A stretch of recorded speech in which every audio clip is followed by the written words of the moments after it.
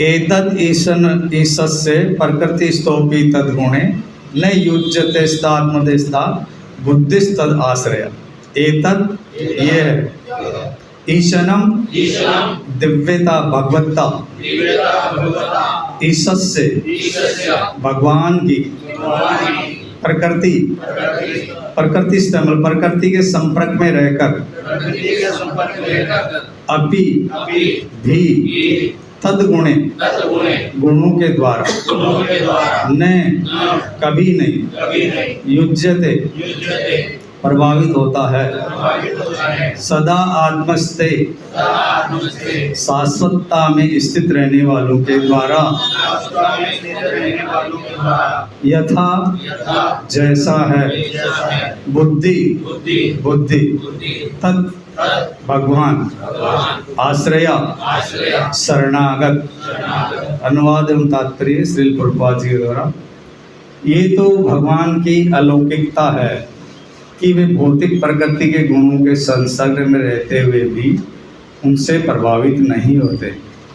इसी प्रकार जिन भक्तों ने भगवान की शरण ग्रहण कर ली है वे भी भौतिक गुणों से प्रभावित नहीं होते। ओम अज्ञानतिमिरान्धस्य ज्ञानाञ्जन शलाकया चक्षुरुन्मीलितं तस्मै श्री गुरुवे नमः। श्री चैतन्यमनोभीष्टं स्थानगतम् स्वं रूप कदा मह्यं ददाति सौपदान्तिकं वन्देऽहं श्रीगुरुं श्रीगुरुपद्मनाभं श्रीगुरुन् वैष्णवं सहस्रीरूपं साग्रजातं सकलगणनाथान्वितं तं सजीवं सावधूतं सावधूतं परिजनसहितं कृष्ण चैतन्यदेवं श्री राधा कृष्ण पादान् सहितं श्री विशाखा। हे कृष्णा करुणा सिंधु दीनबंधु जगतपते गोपेश गोपिकाकांतराधा तप्त कांचन गौरांगी राधे वृंदावनेश्वरी वृषभानुसुते देवी प्रणमामि हरि। वंशा कल्पतरुभ्यश्च कृपा सिन्धुभ्यश्च पतितानां पावनेभ्यो वैष्णवेभ्यो श्री कृष्ण चैतन्य प्रभु नित्यानंद श्री अद्वैत गदाधर श्रीवासादि गौर भक्तवृंद। हरे कृष्ण कृष्ण कृष्ण हरे हरे हरे राम राम राम हरे हरे। श्रीमद् भागवतम स्कंद 1 अध्याय 11 और श्लोक नंबर 38। एतद् ईशनम ईशस्य प्रकृति स्तोपी तद्गुणे न युज्यते स्तात्मस्या यथा बुद्धि तदाश्रय। पिछले श्लोक में हमने देखा था कि उन भगवान श्री कृष्ण के निश्चय ही आसक्ति से रहित होने पर भी यह संसार उनको आसक्त इसलिए मानता है क्योंकि वो अपने समान ही कार्य कर रहे हैं, जबकि वो है नहीं। हम उनको कार्यरत देख करके अपने जैसा मानते हैं, लेकिन वो कौन लोग मानते हैं? जो अज्ञान के कारण मूर्ख हैं। अब अपने जैसे कार्य वो क्या कर रहे हैं? जैसे सत्यभामा ने उनको बोला कि पारिजात को ला के दो, तो वो ला के देते हैं। हम लोग के जैसे वो शादी करते हैं, 16,108 रानी से ज़्यादा शादी करते हैं, तो हमको यही है कि ये भगवान थोड़ा हो सकता है। वो उनके साथ उठ रहे हैं, बैठ रहे हैं, खा रहे हैं, पी रहे हैं, सो रहे हैं, तो हमको ये लगता है कि हमारे जैसे ही हैं, लेकिन नहीं। तो इसमें इसका जवाब देते हैं कि नहीं, वो भगवान ऐसे नहीं है। तो क्या जवाब दे रहे हैं? एतद् ईशनम ईशस्य, एतद् मतलब यही तो ईशनम भगवान की, ईशनम का दिया मतलब दिव्यता है, मानता है। क्या मानता है? ईशनम मतलब ईश्वर की क्या है? प्रकृति स्तोपी तद्गुणे, क्या प्रकृति के 3 गुणों के संग में रहते हुए भी, प्रकृति के संपर्क में रहकर भी अभी भी तद्गुणे उसके गुणों से नहीं युज्यते, मतलब उनसे प्रभावित नहीं होते। प्रभाव क्या है गुणों का? आलस्य, निद्रा, प्रमाद, ये तमोगुण के, रजोगुण के कभी प्रभावित नहीं होते। यथा जिस प्रकार सदा आत्मस्थे, जिस प्रकार भगवान के भक्त जो वैष्णव हैं, जो शाश्वतता में रहते हैं, तद उन भगवान किसकी आश्रय में? आश्रय को ही अपना आश्रय समझ, भगवान को ही सिर्फ अपना आश्रय समझते हैं। वो भगवान के भक्त भी तीनों गुणों से ऊपर उठ जाते हैं। तो फिर जो भगवान के भक्त हैं वो तीनों गुणों से ऊपर उठ सकते हैं भगवान का आश्रय ग्रहण करने से। तो भगवान के बारे में तो कहना ही क्या, वो तो ऑलरेडी गुणातीत हैं, निर्गुण है, उनका एक नाम निर्गुण है। तो फिर उनके बारे में तो हमको ये सोचना भी नहीं चाहिए कि भगवान ऐसे कार्य कर रहे हैं। उनके बारे में क्यों नहीं सोच रहे हैं जो अद्भुत कार्य भी कर रहे हैं, 2 पाँव में पूरी ब्रह्मांड को नाप लेते हैं, कालिया दमन करते हैं, गिरि गोवर्धन को उठाते हैं। उसकी तो हम नहीं तुलना कर रहे हैं उनसे, और ये कार्य की हम तुलना कर रहे हैं। तो ये हमारी मूर्खता है, कारण हम 3 गुणों से बंधे हुए हैं और हमको 3 गुणों से ऊपर उठना पड़ेगा।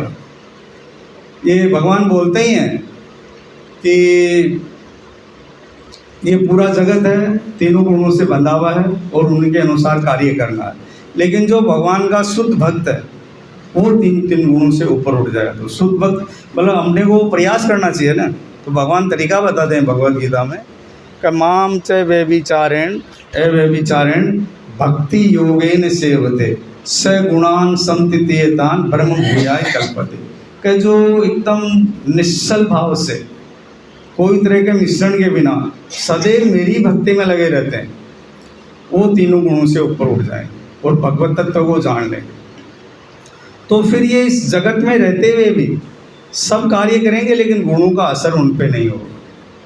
लेकिन वो होगा तभी कि जब हम एकदम से भगवान की भक्ति एकदम, जो भक्ति रूप गोस्वामी ने बताई है, सनातन गोस्वामी ने बताई है, षड गोस्वामी कि अनाभिलाषिता शून्यम ज्ञान कर्माधनावर्तम अनुकूलेन कृष्णानुशीलनम भक्ति उत्तम भक्ति करनी पड़ेगी, तब जाकर के हमको 3 गुणों से ऊपर उठ पाएंगे और हम दिव्यता का, भगवान की भगवत्ता का, भगवान की महानता का हम जान पाएंगे। और हम भी उसके ऊपर भगवान के समान हम नहीं बन पाएंगे, लेकिन 3 गुणों से ऊपर शुद्ध सत्व गुण में स्थित हो जाएंगे। शुद्ध सत्व गुण में स्थित हो जाएंगे ना तो हम ब्रह्म स्तर पे जब चले जाएंगे। हम ब्रह्म हैं, भगवान परम ब्रह्म है। हम परम ब्रह्म कभी नहीं बन सकते, लेकिन ब्रह्म तो हैं ही हम, लेकिन हम हमारे को भूल चुके हैं 3 गुणों के हिसाब से। वो बोलते हैं ना, ब्रह्म भूत प्रसन्नात्मा न सोचते न कांक्षति समय सर्वेषु भूतेषु मद भक्तिम लभते पराम। एकदम शुद्ध भगवान की, कृष्ण की भक्ति करेंगे तो हम ब्रह्म स्तर तक पहुंच जाएंगे और एकदम पूरा प्रसन्नता का अनुभव करेंगे। कोई आदमी अच्छा कार्य कब कर सकता है? जब प्रसन्न होता तब ना। हम प्रसन्न चित्त रहेंगे तो भगवान की भक्ति करेंगे। दुखी आदमी नहीं कर सकता। भागवत में भी एक श्लोक है, एवं प्रसन्न मनसा भगवत भक्ति योगत भगवत तत्व विज्ञान मुक्त संग से जायते। कि एकदम प्रसन्न मन होगा तो भगवत तत्व की जानकारी मिलेगी उसको, कि भगवान क्या हैं, हम कौन हैं, भगवान से हमारा क्या संबंध है।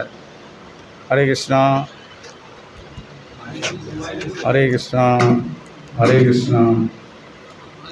तो हम भगवान को तभी जान पाएंगे। तो हमको भगवान श्री कृष्ण की शुद्ध भक्ति करनी पड़ेगी, तो हम भी 3 गुणों से ऊपर उठ सकते हैं। नहीं तो 3 गुणों में हम जन्म लिए, 3 गुणों के हिसाब से अगला जन्म भी हमको मिल जाएगा। तो मतलब क्या फिर मनुष्य जीवन मिलने का? भगवान भगवद गीता में बोलते हैं कि गुणों में आप अपने उत्तरोत्तर वृद्धि करते जाओ और शुद्ध सत्व गुण में स्थित हो। नहीं तो नहीं, पता नहीं किस जन्म, कौन सा जन्म अगला मिलेगा अपने को।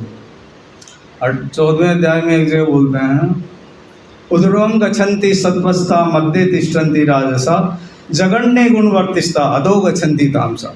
यदि आप अच्छे कार्य करोगे तो ऊंचे के लोकों में जाओगे, सत्वगुण में स्थित रहेंगे, अच्छे कार्य करोगे तो ऊंचे लोकों में जाओगे। मध्य तिष्ठन्ति राजसा, यदि रजोगुण में रहोगे तो मध्य लोकों में रहोगे। और जगन्य गुणवर्तिष्ठा, एकदम निचले कार्य करोगे। जगन्य मतलब जो नहीं करने चाहिए वैसे कार्य करेंगे तो नीचे के लोगों में, नरक लोगों में हम जो जाएंगे। तो फिर सोचो, हम लोग को ये गोल्डन अपॉर्चुनिटी मिली है। 84 मनुष्य योनि बहुत मुश्किल से मिलती है। 84 लाख योनि में घूमते घूमते घूमते मनुष्य योनि मिली है। भले हमें कितने भी रूपवान शरीर मिला हो, मनमोहनी पत्नी मिली हो, सुमेरु पर्वत जैसा धन संपत्ति का भंडार हो, और कितने भी समाज में प्रतिष्ठा, मान, मर्यादा, मिली हो, लेकिन वो सब यहीं रह जाने वाला है, जो वो हमारे साथ नहीं जाएगा। तो क्यों न उस कार्य के लिए हम प्रयास करें जो हमारे साथ जाने वाला है और जिससे हम भगवान को जान पाएं। भागवतम में एक श्लोक है, प्रभु जी बार बार बोलते हैं कि तस्से भेदो पर्येदो कोविद है, क्या उसके लिए ही बुद्धिमान मनुष्य को उसके लिए ही प्रयास करना चाहिए जो इस ब्रह्मांड से परे, तीनों लोक से परे यहाँ उपलब्ध नहीं है उसके लिए। बाकी चार पुरुषार्थ तो आराम से मिल ही रहे हैं, हर आदमी कर ही रहा है, धर्म का अर्थ काम मोक्ष ये तो कर ही रहे हैं। ये सब तो कुत्ते बिल्ली सुअर भेड़िए उसमें भी मिलेगा ये हम लोगों को। हमारी चेतना उन्नत है, भगवान ने हमारी बुद्धि दी है हमको, तो हम क्यों ना बुद्धि से ये कार्य करें जो कि तीनों गुणों से ऊपर उठें और भगवान की भगवत्ता को जान पाए। इसमें यही बोला ना, ये भगवान की भगवत्ता है कि तीनों गुणों के साथ रहते हुए भी तीनों गुणों से लिप्त नहीं रहते। नंदनंदन भगवान श्री कृष्ण नंद बाबा को बोलते ही हैं कि ये जो मनुष्य है ना, ये अपने कर्मों के हिसाब से जन्म लेता है। बोलो चाहे कुछ भी कर लो, इनको समझ में नहीं आ रहा है। जब ये माया के थपेड़े खाएंगे ना, तभी इनको समझ में आएगा। लेकिन बाकी हमारे आचार्य हैं, गुरु हैं, साधु हैं, शास्त्र हैं, हमको रोज बोल रहे हैं, तो हमको उनका प्रयास करना चाहिए। हम भगवान के बराबर नहीं हो सकते, लेकिन गुणों से ऊपर उठने का, इसमें गुणों का ही बताया कि गुणों से ऊपर उठ करके भगवान को जाने। भगवान के भक्त वो भी निर्गुण हो जाते हैं, मतलब वो गुणों से ऊपर उठ जाते हैं, गुणों में लिप्त नहीं होते हैं, जबकि वो इसी जगत में रहते हैं, भौतिक संसार में रहते हुए भी घर के गृहस्थी के सब कार्य करते हैं, लेकिन अब उनका मन भगवान में ही रहता। हर टाइम वो भगवान में उनका विस्मरण बना रहता, कभी भी वो भगवान को भूलते नहीं हैं।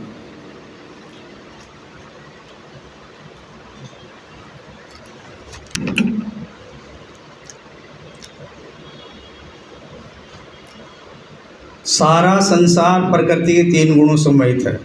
जो लोग इस प्रकार से तीन गुणों के द्वारा मोहित हैं, वो नहीं जान सकते कि भगवान श्री कृष्ण परमेश्वर इस प्रकृति से परे हैं। मोहितम ना भी जानाति माँ में भे परम अव्यय। कई लोग जो मोहित हैं वो परम अव्यय हैं, जो भगवान श्री कृष्ण उनको नहीं जान पाएंगे।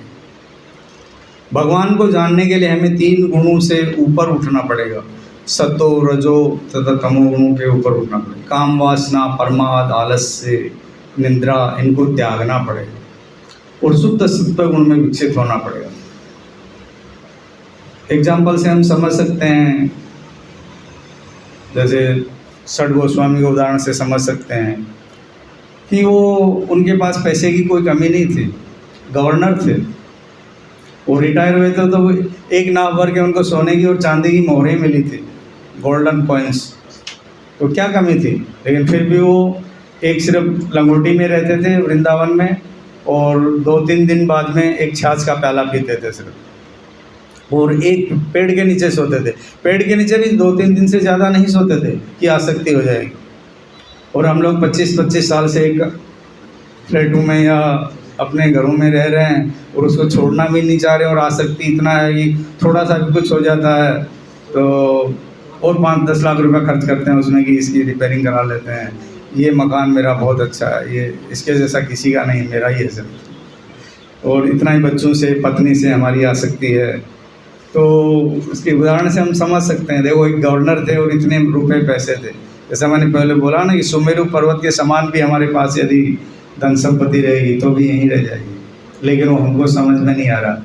सनातन गोस्वामी और रूप गोस्वामी को समझ में आया, तो हमको उनका पद चिन्हों पर चलना चाहिए, कारण वो 3 गुणों से ऊपर उठ गए थे। उन्होंने ये भक्ति की तभी वो 3 गुणों से ऊपर उठे।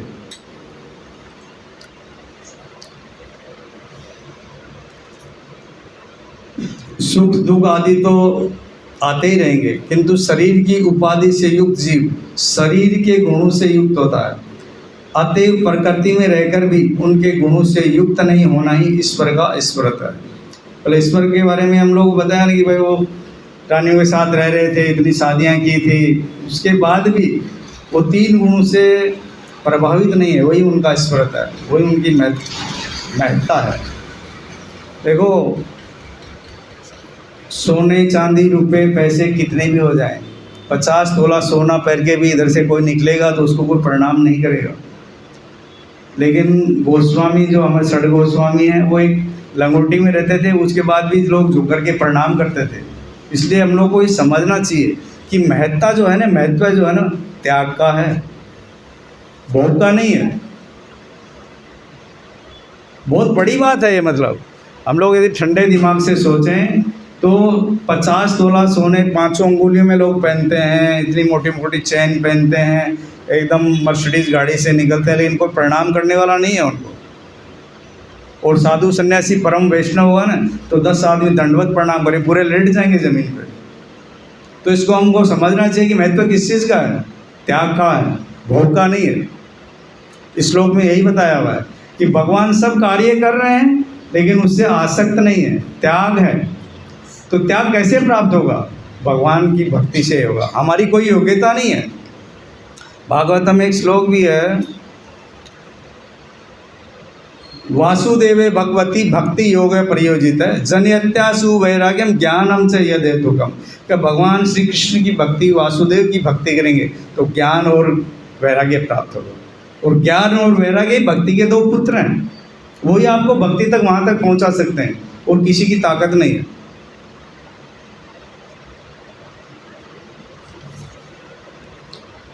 अब विश्वनाथ चक्रवर्ती ठाकुर का हम समझने का प्रयास, श्रीधर स्वामी का पहले समझते हैं कि परमात्मा का यही ऐश्वर्य है कि प्रकृति में स्थित रहकर भी वे प्रकृति के गुणों, सुख दुख आदि को से कभी प्रभावित नहीं होते।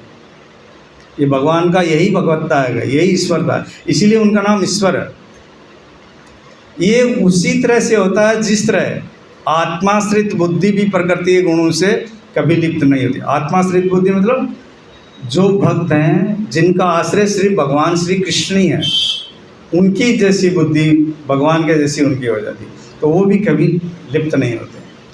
आत्मा व्यतिरिक्त शरीर में रहने वाली बुद्धि भी शरीर के सुख दुख आदि से युक्त नहीं होती।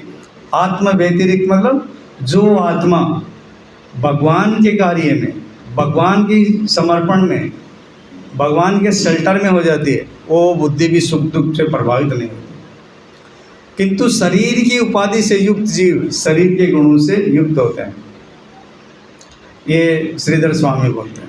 और विश्वनाथ चक्रवर्ती ठाकुर क्या बोलते हैं कि ठीक ही है, हम इस बात से सहमत हैं कि महिषी मत पिछले श्लोक में बताया था, प्रभु जी ने 4-5 बार महिषी रानियों को बोला गया कि रानियों के साथ भगवान की लीलाएं अप्राकृत हैं, क्योंकि भगवान की रानियां चित्त शक्ति से संबंधित हैं। प्रकृति जो लीलाएं कर रहे हैं, उनके साथ खा रहे हैं, पी रहे हैं, सो रहे हैं, वो अप्राकृत है, वो प्राकृत नहीं है। कारण वो चित्त शक्ति से राधा रानियों के विस्तार हैं। इसमें बताया रानियां चित्त शक्ति से संबंधित, तो भगवान के फिर कार्य हैं, तो उनमें हमको डाउट नहीं करना चाहिए, कारण भगवान के तो कर्म दिव्य हैं। भगवान भगवद गीता में बोलते हैं, जन्म कर्म च मे दिव्यम एवं यो वेति तत्पतः, कि मेरे ये सब कार्य हैं ना, वो तो दिव्य हैं, जो तत्वित होगा ना वही जान पाएगा। हम लोग एकदम जो तीनों गुणों से प्रभावित हैं तो हम नहीं जान पाएंगे। तथापि वे प्राकृत यदुवंश में प्राकृत प्रपंच में अवतरित हुए, जबकि वो जन्म लिए हैं, यदुवंश में जन्म लिया। हमको लगता है कि माँ के गर्भ से जन्म लिया, लेकिन नहीं, उनका जन्म तो दिव्य ही है। यदुवंश में वो परपंच में अवतरित हैं, मतलब परपंच ही पूरी जगत है, उसको परपंच बोलते हैं। तथा जरासंध आदि असुरों से संबंधित रूप आदि प्राकृतिक विषयों अपने नेत्र एवं कर्ण आदि इंद्रियों द्वारा अनुभव किए, कि जरासंध से उन्होंने 17 बार लड़ाई किया, क्योंकि वो 1 सेकंड में वो इच्छा मात्र से उनको हरा सकते थे, लेकिन उन्होंने ऐसा नहीं किया। वो हम लोग को दिखा रहे थे। मानवीय मनुष्य योनि में उन्होंने जन्म नहीं लिया, लेकिन मानवीय कार्य करके हम लोग को बताना चाहते हैं। वो जबकि उन्होंने अपने कानों से, आँखों से उनको देखा, लेकिन नहीं। अतः ये अकाट्य है, मतलब इसका कोई काट नहीं है। ये हमारी समझ से परे की चीज़ है कि वह गुणों का संग करते हैं। तो यदि वह शंका हो, हम लोग को ऐसा लगता है ये तो गुणों का संग कर रहे हैं, इसलिए तो ये ऐसा कार्य कर रहे हैं। तो वो तो इस श्लोक में उत्तर दे रहे हैं। तो क्या बोलते हैं इस श्लोक में, ईशस्य अर्थात भगवान का, ईश्वरम अर्थात वही ऐश्वर्य जो प्रकृति में स्थित होते हुए भी उसके गुणों से संपर्क नहीं करते, मतलब गुणों से अलग रहते हैं। यही प्रभुपाद जी ने बोला है, यही श्रीधर स्वामी ने बोलता, यही विश्वनाथ चक्रवर्ती। ये गुण कैसे हैं? तो बोलते हैं ये गुण कैसे हैं? तो फिर बोलते हैं इस पर ये कहते हैं कि आत्मस्थे अर्थात उन्हीं में स्थित रहते हैं। वह गुणों में स्थित तथा गुण उनमें स्थित हैं, परंतु उन गुणों से उनका कोई संपर्क नहीं, मतलब लेश मात्र भी उनका असर नहीं है। जबकि वो रहते हैं हमारे जैसे ही रह रहे हैं, हमारे जैसे मानवीय कार्य कर रहे हैं, लेकिन गुणों से लिप्त नहीं रहते हैं। ये उनकी भगवत्ता है, इसीलिए ईश्वरता है, इसीलिए नाम उनका ईश्वर है। भगवान निर्गुण कहे जाते हैं, यद्यपि ये सब संपूर्ण प्रपंच के अधिष्ठान है तथा इनके नियामक हैं, कि सब कुछ उनका ही रचा हुआ है और सब कुछ उनकी अध्यक्षता में ही है, फिर भी वो इनसे बिल्कुल भी संपर्क में नहीं रहते हैं, निर्लिप्त रहते हैं और आसक्ति नहीं रहती है, निरासक्त रहते हैं, जबकि सब कुछ उनका ही है। भगवान बोलते हैं कि मया ध्यक्षणे प्रकृति सुईते स चराचरम हेतु नान कौनते जगत भी परिवर्तित है, कि पूरा जगत चर अचर सब कुछ मेरा ही बनाया हुआ है और उनकी अध्यक्षता में कार्य करता है, उनकी मर्जी के बिना एक पत्ता नहीं हिलता, फिर भी वो इससे आसक्त नहीं हो रहा। यह इनकी ईश्वरता, मतलब ईश्वर पे ही जोर दिया हुआ है कि भगवान की ईश्वरता क्या है, जबकि सब कुछ उनका ही है। साक्षी चेता केवलो निर्गुणस्य अर्थात भगवान साक्षी हैं, चेतना था पूर्णतया गुणों से रहित है। श्वेतासन उपनिषद में ये बोला गया कि सत्वादया न संति से यत्र च प्राकृता गुण अर्थात सतोगुण रजोगुण तथा तमोगुण भौतिक गुण में भगवान नहीं रहते। ये विष्णु पुराण में बोला कि भगवान इन गुणों से सबसे ऊपर रहते हैं। हरिरी ही निर्गुण है, साक्षात पुरुष है, प्रकृति पर है। जिस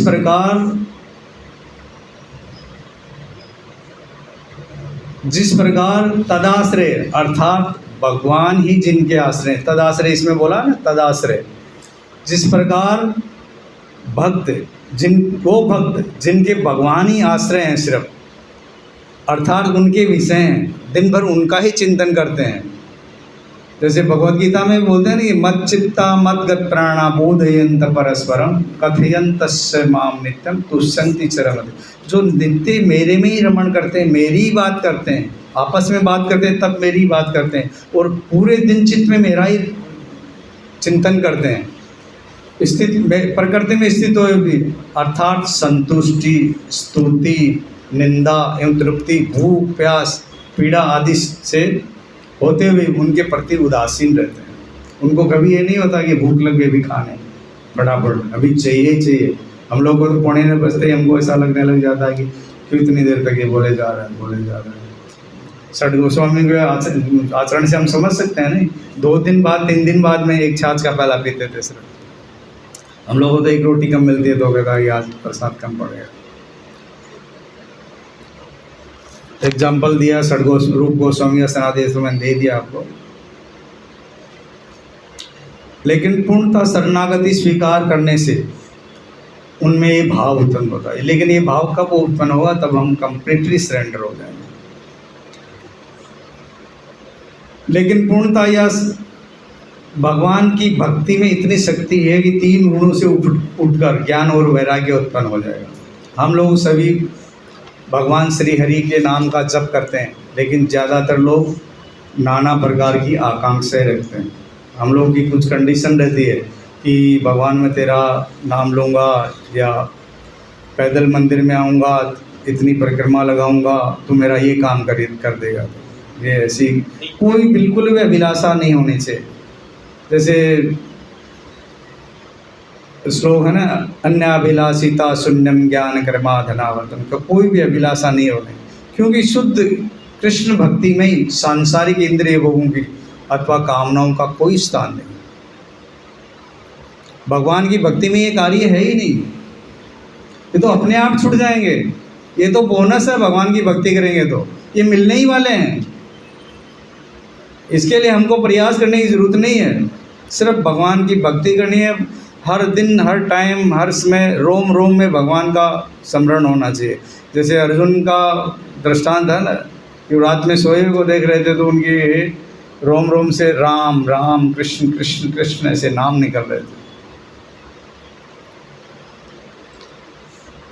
संसार के कृष्णिक सुख व भोग नाशवान है और अंततः बंधनकारी हैं, और हमें इन बंधनों से मुक्त होने नहीं देते हैं।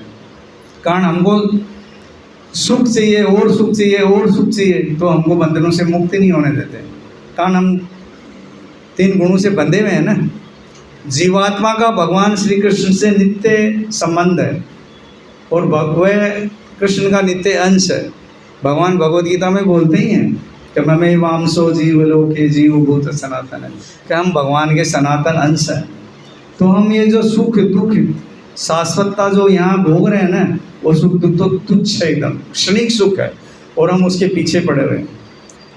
जो परमानेंट जो सुख है ये तो टेम्परेरी सुख है, परमानेंट सुख तो भगवान के धाम में है, भगवान की भक्ति में है। कारण वो शाश्वत है, वो आनंद के आधार हैं। तो हम झूठा प्रयास कर रहे हैं, जो सब कुछ यहीं रह जाने वाला उसके लिए प्रयास कर रहे हैं।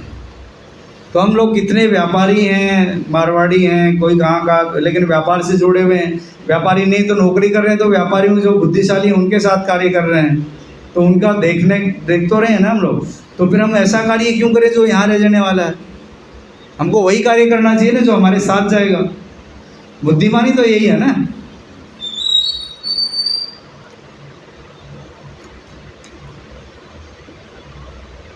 भोगों की कामना भक्ति में बाधक है और इनका हरि भक्ति में लेस मात्र भी स्थान है। इसलिए हमें भी श्री रूप गोस्वामी के निर्देशों को ध्यान में रखते हुए प्रत्येक भक्त को भगवान श्री कृष्ण के चरण कमलों में समर्पित भाव से आत्मज्ञान प्राप्त करने का प्रयास करना चाहिए और 3 गुणों से ऊपर उठने का प्रयास करना चाहिए। हम में ज्ञान और वैराग्य उत्पन्न होगा।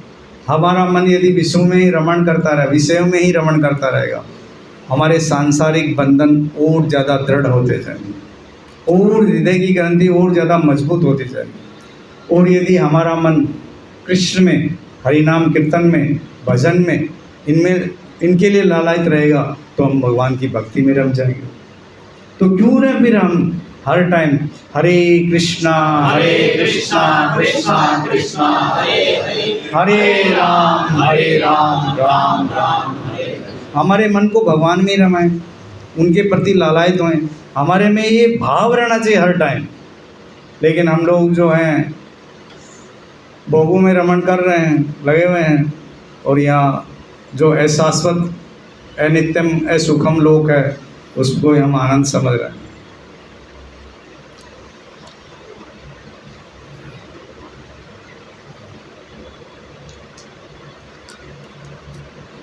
भक्ति करते करते हम विषयों की नस्पर्धा का भान होगा।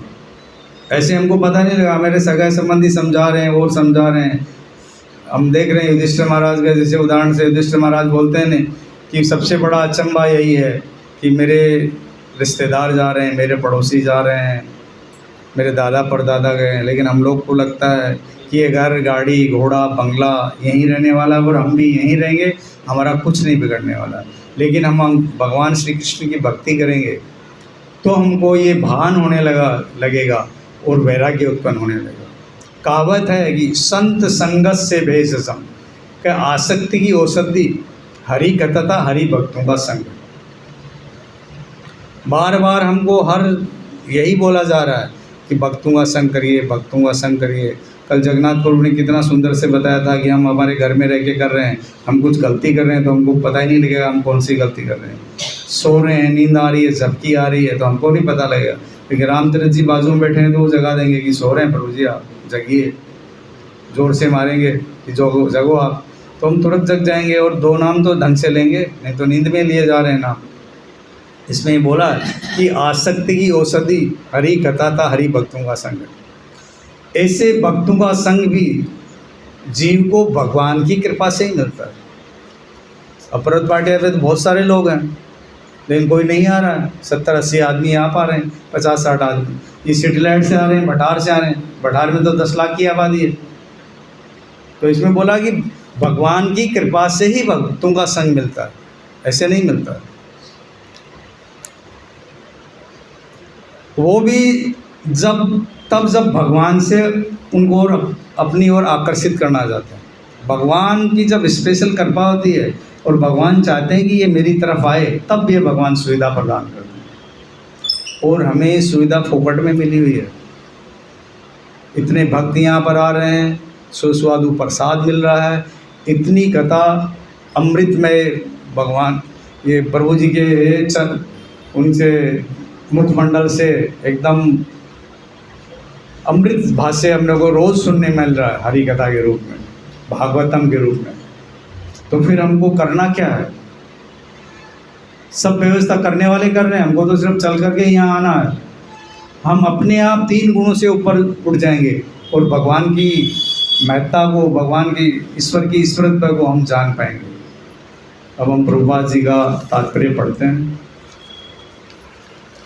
तात्पर्य वेदों तथा वैदिक ग्रंथों, श्रुति तथा स्मृति में पुष्टि की गई है कि दिव्यता में लेस मात्र भौतिकता नहीं होती। कितना वंडरफुल लिखा है। भगवान दिव्य निर्गुण ही होते हैं, परम ज्ञानमय होते हैं। भगवान की भगवत्ता बताइए कि भगवान निर्गुण होते हैं और परम ज्ञानमय होते हैं। तो हमको भी ज्ञान, यदि उनके शरण में रहेंगे तो हमें ये ज्ञान मिलेगा। कारण वो जो है वही हमको दे पाएंगे ना। हम किसी दुखी आदमी के पास जाएंगे तो क्या वो दुखी बातें बताएगा, तो हमारा भी मूड ऑफ हो जाएगा। हम भी जाके घर से घरवाली से माथापोड़ी करेंगे और बोले किससे लड़के आए हो गया, वो समझ जाती है कि किससे लड़के आया हो गया। वो आप मार्केट का काम अपने मार्केट में रखा करो, यहाँ घर तक मत लाया करो। यहाँ घर पे घर के हिसाब से रहा करो। हरि या भगवान परम दिव्य पुरुष है जो भौतिक प्रभाव की परिधि के बाहर स्थित होते हैं। इन तथ्यों की पुष्टि आचार्य शंकर द्वारा भी हुई है। कोई ये तर्क कर सकता है कि लक्ष्मी देवी के साथ उनका संबंध दिव्य हो सकता है, लेकिन जिस यदुवंश में वे उत्पन्न हुए उनके साथ या जरासंध तथा भौतिक गुणों से लिप्त रहने वाले अन्य असुरों के साथ उनका संबंध ऐसा कैसे हो सकता?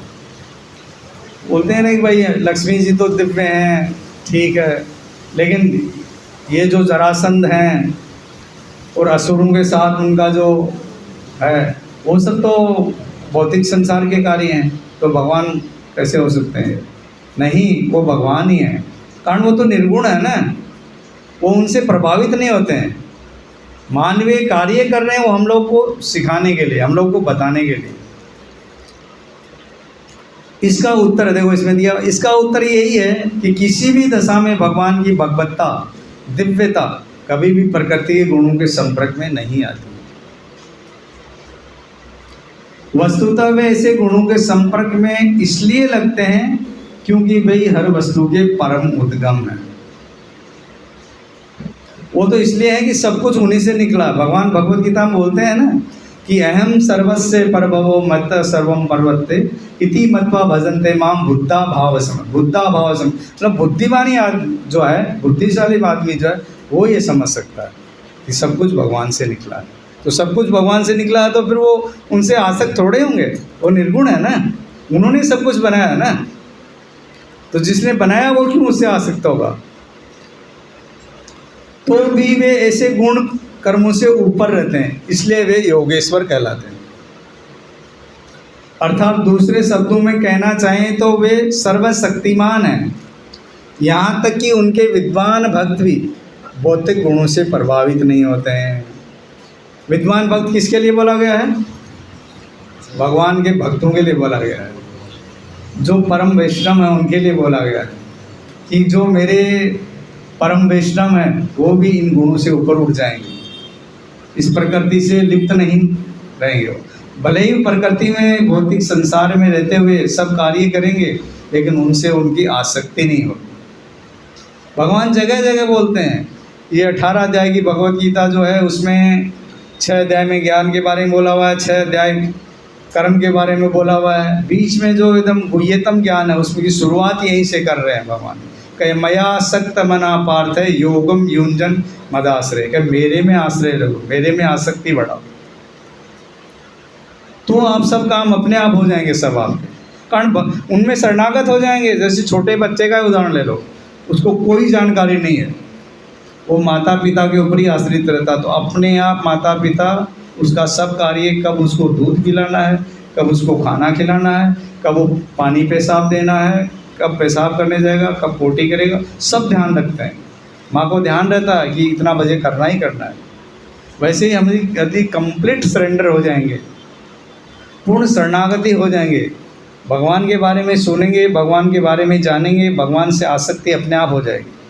आसक्ति का यही है, जो नवदा भक्ति है उसके जो पहले स्टेज है श्रवणम कीर्तनम, उनके बारे में सुनिए, उनका कीर्तन करिए, फिर कुछ भी करने की जरूरत नहीं, अपने आप उनसे आसक्ति हो जाएगी और 3 गुणों से ऊपर उठ जाएंगे। वृंदावन के 6 महान गोस्वामी अत्यंत संपन्न एवं राजसी परिवारों के थे, किंतु जब वे वृंदावन में संत जीवन बिताने लगे तो भले ही ऊपरी तौर पर उनकी दशा दारुण रही हो, दारुण मतलब दयनीय लगता था, देखो ये सिर्फ एक गुदड़ी लेके घूम रहे हैं, किंतु वास्तव में वे आध्यात्मिक मूल्यों की दृष्टि से सर्वाधिक सुसंपन्न थे। मतलब सबसे बड़ा धन उनके पास था, कारण वो हरिनाम लेते थे, और हरिनाम तो चैतन्य महाप्रभु खुद बोल रहे हैं, गोलोकैर प्रेम हरिनाम संकीर्तन, हरिनाम संकीर्तन बहुत बड़ा धन है, उसकी तुलना किसी से नहीं की जा सकती।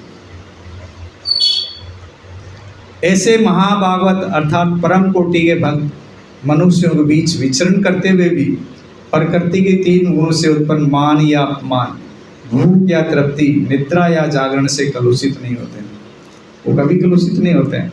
प्रभुपाद जी का उदाहरण ले लीजिए, सिर्फ 3 घंटे, इसमें से लिखा हुआ ना निद्रा या जागरण, 3 घंटे ही सोते थे और 1 बजे उठ जाते थे, 1 से 4 तक भागवतम का लेखन का कार्य करते थे। एक बार प्रभुपाद जी ने तमाल कृष्ण गोस्वामी महाराज को बुलाया कि आप मेरी पुस्तकें पढ़ रहे हैं कि नहीं पढ़ रहे? बोलो प्रभु कहाँ टाइम ही नहीं मिलता है। बोलो क्या काम है इतना? बोलो ये मायापुर का काम भी मेरे पास है, घूमने के लिए जाना पड़ता है, बॉम्बे भी संभालना पड़ता है, अहमदाबाद भी संभालना पड़ता है, थोड़ा बहुत। तो फिर बोले सोते कितनी देर? बोलो 2 घंटे सोता हूँ। सोना कम कर दो, बोलो कार्य तो करना ही पड़ेगा, सोना कम कर दो, बोलो पुस्तकें भी पढ़नी पड़ेगी और ये कार्य भी करना पड़ेगा। अब बचा एक ही काम, तो सो रहा है ज़्यादा, सोना कम कर दो। तो तमाल गोस्वामी महाराज प्रणाम करके बोले स्वीकार। तो निद्रा और जागरण ये सब तो एक शरीर को चलाने के लिए चाहिए, सिर्फ हम लोग को इतनी ज़रूरत नहीं है उनको। लेकिन वो ज़रूरत कब नहीं है? जब हम इस स्तर पे आएंगे, तब भगवान के भक्त बनेंगे, तब भगवान के शरणागत होंगे तब। तो ये उनका ही उदाहरण दिया हुआ ना, प्रभुपाद जी तो महाभागवत थे, सनातन गोस्वामी का एग्जाम्पल दिया हुआ है, तो उनके स्तर पर। लेकिन हम पहुंच सकते हैं, ऐसा नहीं कि नहीं पहुंच सकते। भक्ति ही ये विधि है उस तक पहुंचने की, लेकिन ये दृढ़ निश्चयी होना पड़ेगा, भक्ति में दृढ़ होना पड़ेगा। खाली हम 16 माला वो भी अपराधों के साथ करेंगे तो नहीं पहुंच पाएंगे।